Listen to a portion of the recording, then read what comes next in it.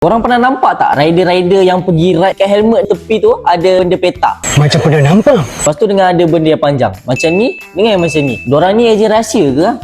Sebenarnya yang korang ingat tu ejen rahsia, bukanlah, diorang bukan ejen rahsia. Benda ni nama dia intercom.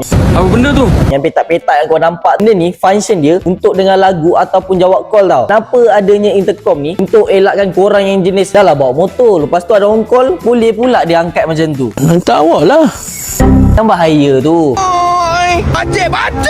Sebab tu adanya intercom ni untuk mudahkan korang. Nak jawab call pun korang just tekan button ni saja. Lepas tu untuk korang yang jenis ride sorang-sorang nampak atas jalan tu, mungkin diorang tengah dengar lagu. Sebab tu lah diorang pasang ni, supaya diorang tak bosan bila pergi ride tu. Korang janganlah risau bila orang pakai ni. Jangan ingat dia je rahsia ke apa. Sebenarnya diorang pasang intercom ni untuk diorang dengar lagu ataupun jawab call je. Korang dah tahu kan apa tu intercom? Kalau korang dah tahu, cuba korang share dekat kawan korang yang tak tahu intercom tu apa. Yang penting pakai tu handsome.